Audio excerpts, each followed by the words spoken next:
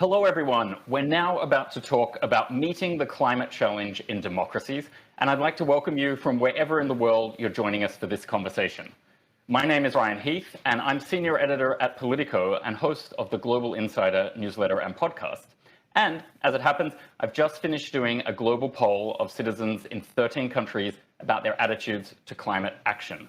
And I have to say, there's a hopeful message that the expectations are now high on leaders from both the business and the political world, but there's also a clear sense among individuals, no matter what country, income, gender, generation, or ideology, that their leaders haven't been doing enough. Some of them have been joining massive social movements to effect change. Others don't see the point of sacrificing if the most powerful organizations in our world aren't doing their part. So closing that expectation gap and delivering real climate action, it's going to be a tough challenge. It's going to need to involve all of us. And we're here to unpack that with a stellar panel. Let me introduce them to you. First up, Donnel Baird, who is the founder and CEO of Brooklyn-based BlocPower. Thanks for joining, Donnel. Glad to be here. Ani Dasgupta is president and CEO of the World Resources Institute, absolutely huge non-government organization doing great work.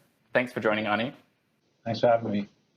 Sophia Kianni is the founder and executive director of Cardinals, and she's a US representative to the United Nations Youth Advisory Group on Climate Change. Hi, Sophia. Hi, thanks for having me. And last but not least, Bill McKibben, who is truly a giant in environmentalism and founder of Third Act. Thank you so much, Bill. Well, what a pleasure to be with everybody. Let's get some good stuff done now. I want to kick off with a sort of state of play question to all of you. We're clearly starting to fill in the global rulebook in political terms and regulatory terms. Leaders have got the message now that the argument about the need to go to net zero is over and won.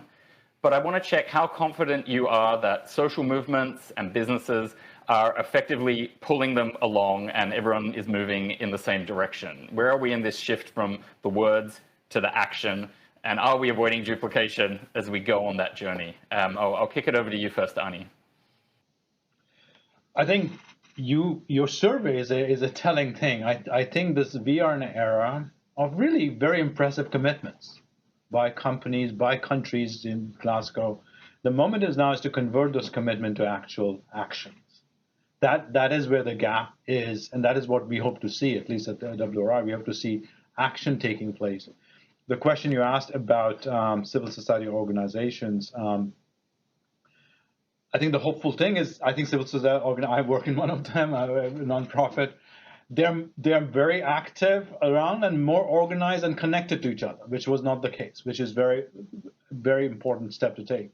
And they have a very important role to play, I think. But I want to, before I say what role they have to play, ultimately it's not the civil society organizations themselves that's enough. Government have to take action. They have to have investments. Companies have to take action. People across the world have to have consumed differently for us to get to the goal. So the actual action that's going to be taken is by everyone. Civil society organizations like ours and many others that you'll hear from today are the catalyst to make that happen. I do think they can play a very important role. For example, look at climate justice discussion. This has been happening for a long time. This is totally developed by civil society, and now it's been discussed everywhere, but wouldn't have happened without civil society organizations. So mind shift changes that taking place right now, how climate is conceived or thought about, has happened because of civil society organization. The other thing is about measurements, about holding people accountable. I mean, the biggest measurement tool of companies committing to net zero is called SBTi. We are part of it. There are 3 other civil society organizations are part of it. So there are fundamental things on transparency that the civil society organizations do that is important. And finally, I want to say, I think as we see going forward, it's the focus cannot be and shouldn't be only on decarbonization. It should be on the transition so that it's not only a decarbonized world, a world that is good for people. It is more equal than what is today and is also good for nature. These things are in common discourse today because of civil society organizations. I want to repeat again, Ryan, it is not civil society organizations themselves is good, but not enough. Ultimately, people with power and finance have to change how they allocate resources and what they focus on and put policies in together. So it's kind of, I'm optimistic like some of your surveyors, but good things are happening, but lots more needs to happen. Bill, you have seen so many ups and downs through the decades in this climate movement. Where are you in the mood scale at the moment? Well, look, it's very clear that some combination of movements and Mother Nature as educator have shifted the zeitgeist, and that shows up in your polling, Ryan. I mean, people understand that we've got a huge problem. The one thing that hasn't changed over those last 30 years is that the fossil fuel industry and its political allies remain implacable foes of doing anything about it. And we watch that in Congress. Look, every poll we take shows that Americans demand serious action on climate. But when it ends up in the U.S. Senate, Joe Manchin, who's taken more money from the fossil fuel industry than anybody else in D.C., is able to block it. So we're getting closer, we're pushing harder, but the problem is that this is a time test. And while we're doing all of that, the Antarctic ice sheets are melting, the oceans are rising, the jet stream is becoming weird and erratic, the Gulf Stream's begun to slow down. I mean, we're watching rivets pop on this airplane even as we're flying it, and it's not a pretty picture. Somehow we've got to break the power of the fossil fuel industry before it manages to break the whole planet. Sophia, I see you nodding along there. You get the global view through your work at the UN, and you've also got a fresher perspective than some of us here on the panel. Tell us where you see things. Well, part of the issue that I see is that, I work with young people every single day. My nonprofit has mobilized over 8,000 young people to translate climate information, to really advocate on behalf of accessible climate education. But I think that there's a fundamental disconnect between the amount of passion and enthusiasm that I'm seeing from young people, and then seeing how many people are going to the polls and then voting for climate enthusiastic candidates. And the reason why that's so important is it's like what Bill was saying, where Joe Manchin killed the Build Back Better Act, and that was like one of the only viable pieces of climate policy that was going to push the needle in terms of the U.S. and Joe Biden are making these lofty climate commitments to us, but we're seeing that none of that has actually been translated into action.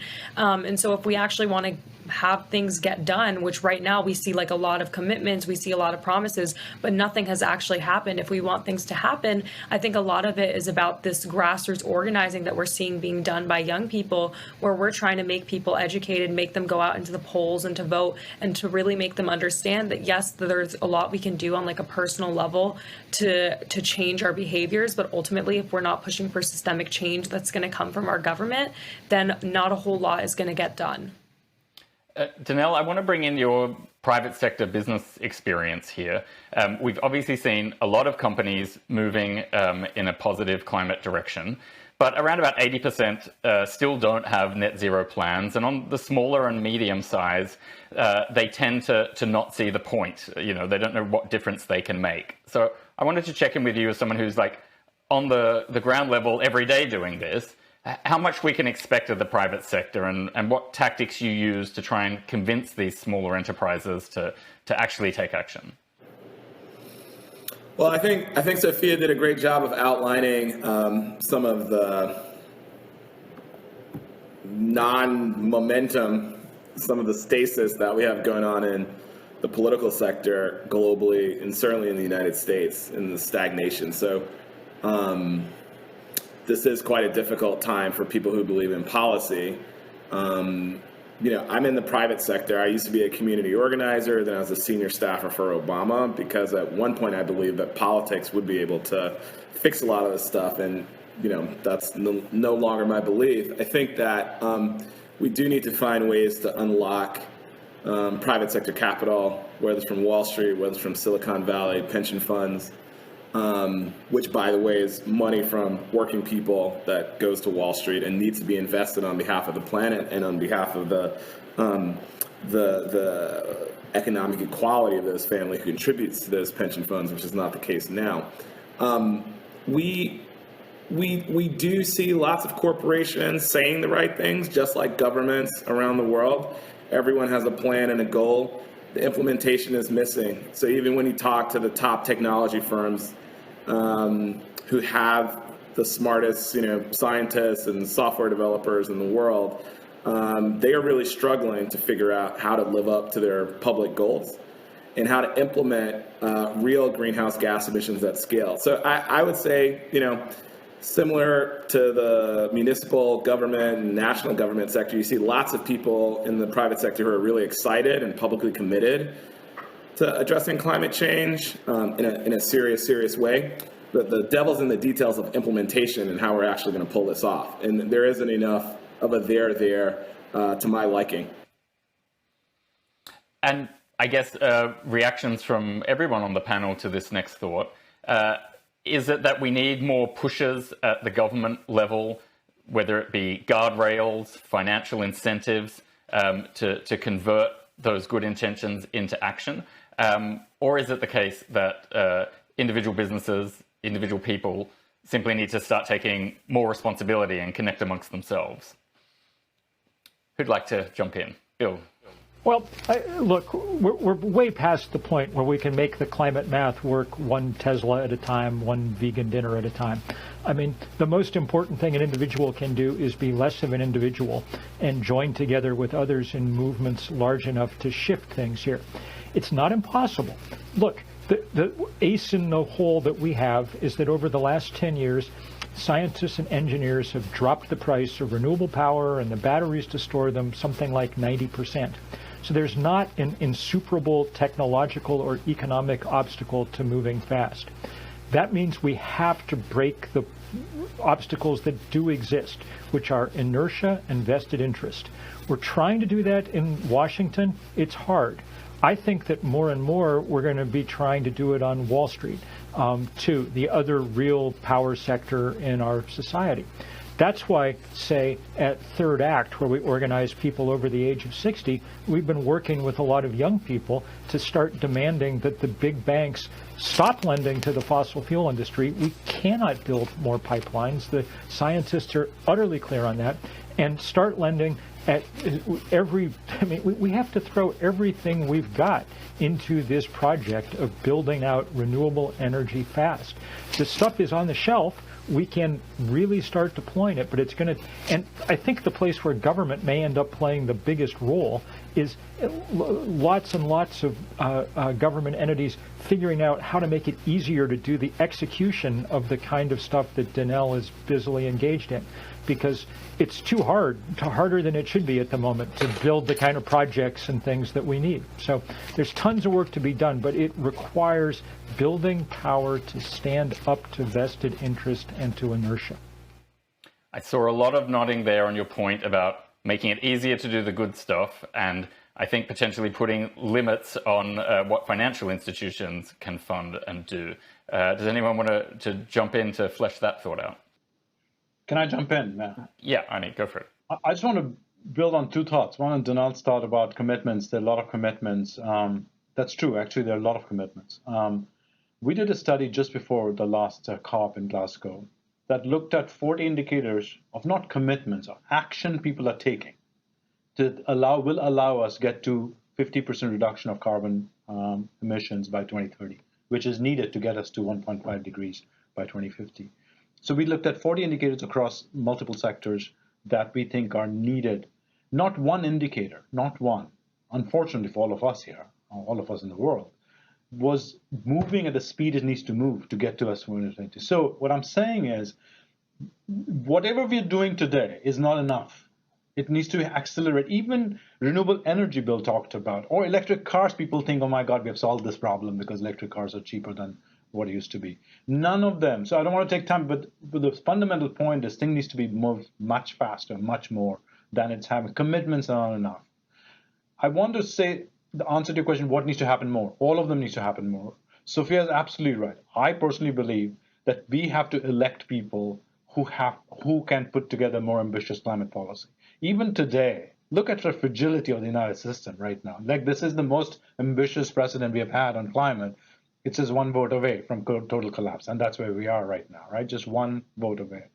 I also think companies, Donnel, I don't know what you think. I think I work with many companies who made a lot of commitments, But companies actually control decision making on 65, 70% of our financial decision across the world. They have to be part of it. I personally think today's world is full of voluntary commitments, which are good. It's not enough.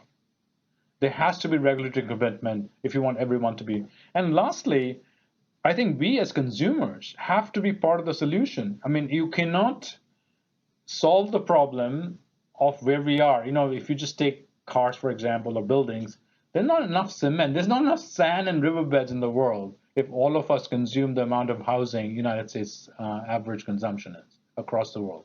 So it's all the above. It's not one thing has to be more. My biggest message is that commitments have to be converted to action in a short time, because the promise people like me and others have made that climate action is good for people, good for economy, good for nature. Now we have to show it. The science says that, but people have to see it so that they elect people who do more of this. Mm-hmm. Sophia, I wanted to bring you in on this sort of theme of what social movements can contribute next. We have seen Fridays for Future have an extraordinary clarity and ability to focus attention on the kind of true nature of the problems. But what do social movements need to do next? I.e., where do they need to target their thoughts, and who do they need to target in order to actually make that movement from the words to the action? Yeah, I mean, I think it's a great question, and something that I think about a lot is the fact that, it was the fossil fuel industry that created this whole notion of like a personal carbon footprint to kind of dissuade us from thinking about things in terms of systemic change. And so I think the same concept can be applied to systems and movement change in these social movements that we're part of, and that I think that we need to be forward thinking and thinking about how, yes, like as individuals, there's a lot that we can do to limit our own consumption and to like change our own behaviors, to go out and to strike and to raise awareness. But ultimately, if we're not all pushing for like one goal, trying to get one policy passed, then I think that we're losing a lot of like critical enthusiasm. And I think like one thing that I've started to really advocate for has been like putting money where people's mouths are. So investing in emerging like young people, young entrepreneurs. Like here at Stanford, I'm taking this climate ventures class where I'm surrounded by all these incredible young people who are developing emerging technologies, working on making like clean energy and solar power cheaper. Because I think a lot of solutions that we currently have today are very idealistic and focus around very flawed conceptions like carbon offsets. And so instead of focusing on technologies that haven't even fully been developed yet, I think that focusing on things that we already have that we can make better, that are feasible and are like tangible and we can tap them right now, like focusing on solutions like that. And then as community organizers, trying to mobilize the funding to make projects happen. I think having like a clear, concrete ask, both for like our politicians, both for the private sector, going into these rooms and like demanding things, I think that's how we actually will get something done, rather than just continuing to like raise the alarm, which like I feel like we've been doing for a really long time. And I think people now understand the sense of urgency. I think now it's time that we need to start like asking for concrete things. I love that idea of you are what you invest in.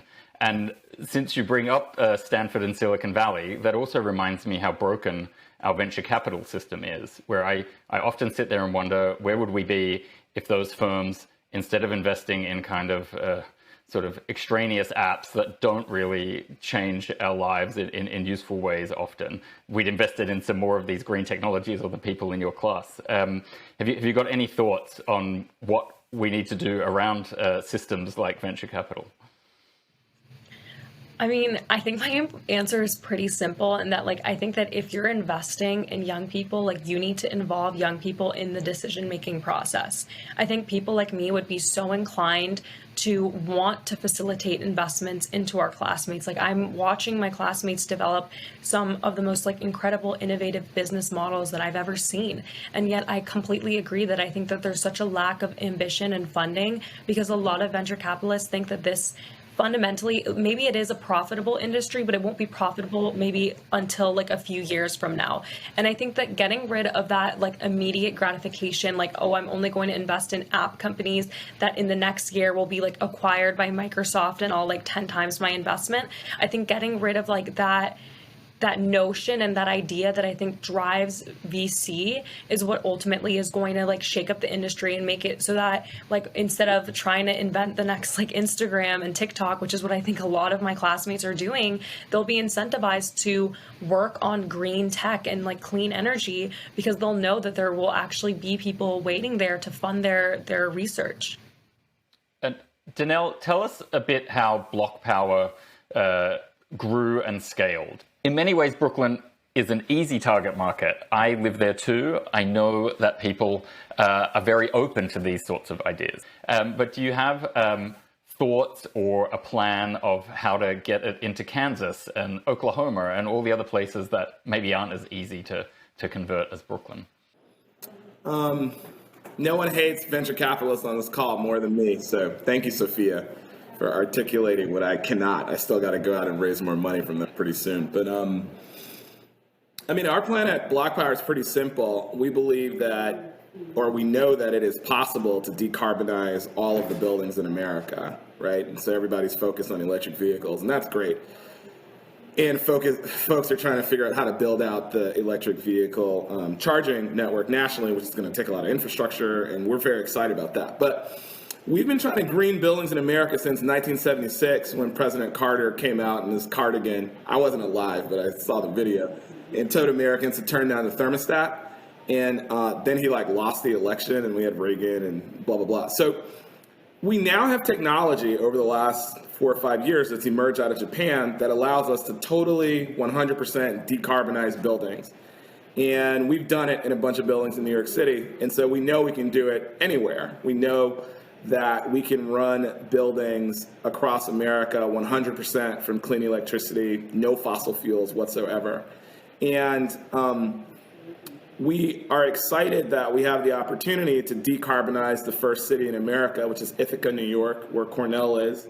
And we're going to decarbonize all of the buildings and all the vehicles. And we have 8 years. But we're going to try to pull it off in 4 years and share all of the data, right? Because if you can decarbonize a building, then you can decarbonize a city. And if you can decarbonize one city, then you can do 1,000 cities. So I believe it's in our grasp to reduce the 30% of emissions that buildings in the United States contribute. And so that's what we're about. So we've raised the necessary project finance capital from Goldman Sachs and other places to invest in paying the upfront cost of decarbonizing buildings. And we're training a workforce. We have 800 employees on staff in New York City from low-income, vulnerable communities who we're training on clean energy installation. We put solar panels on top of Rikers Island, which is a notorious New York City jail, last week, which is something I'm really proud of.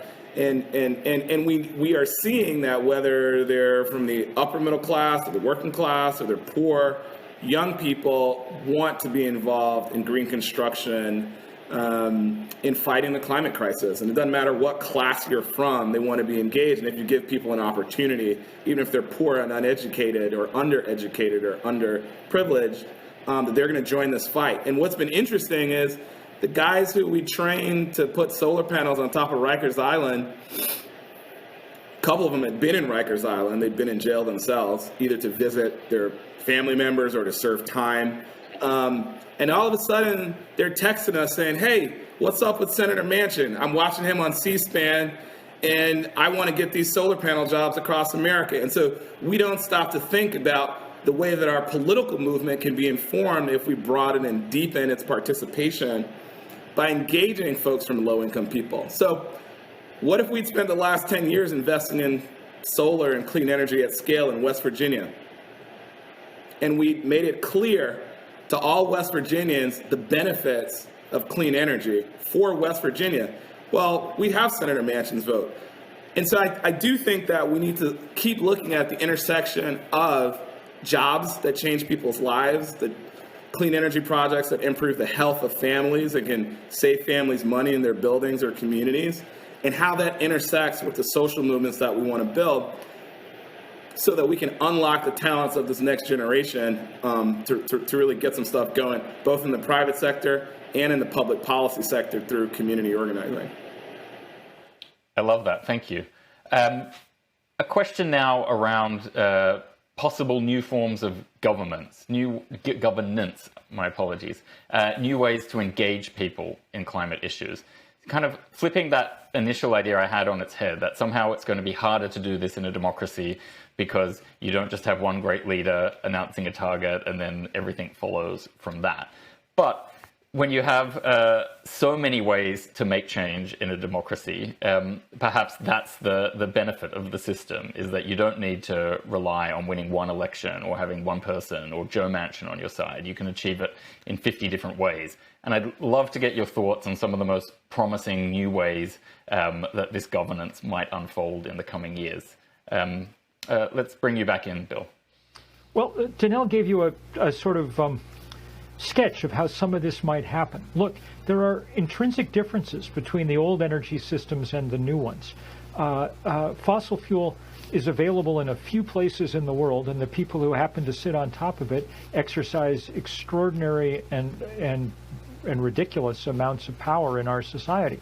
We know that in this country because the Koch brothers, who were our biggest pipeline barons, bought themselves a political party with the proceeds, and as a result, we can't get anywhere, you know. So as we move to a world that runs on sun and wind, on batteries, on renewable energy, that power begins to lessen. And every place, so the point Donnel's making, great. I mean, if you go to Kansas right now, it's rock-ribbed red Republican, except that so many wind jobs there that the governor is now like, okay, we're for wind, don't tell us not. The fact that the sun and wind are available everywhere is extremely useful in trying to imagine different ways and different forms of power in our society. We're going to get there. 40 years from now, we're going to run the world on sun and wind. The question is whether or not, if it takes us 40 years, it's going to be a broken world that we run on sun and wind. And so we have to figure out how to get over that hump fast. That's the place that social movements have to play a role.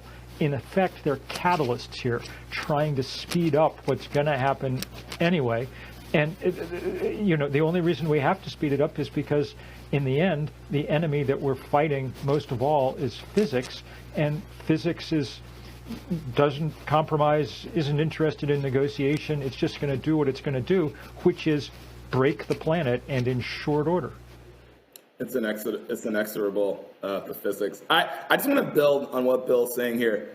It used to be like you'd go to IBM and they'd have a supercomputer in a giant auditorium, you know, giant thing, and could do algebra or whatever.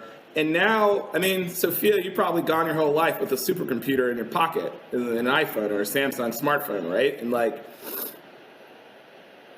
that has been a dramatic change across multiple parts of our economy, across media, right? Where, you know, that's why all the VCs and kids at Stanford are building apps so that, you know, young people can create their own media and distribute it through Facebook when I was in college or through TikTok now, right? Because media is totally distributed. It's no longer a centralized business model or industry that produces content and then sends it out to everybody. Everybody can produce their own media on their own smartphone and distribute it to their own network, right? So the same thing's going to happen with energy, which is what Bill's been talking about.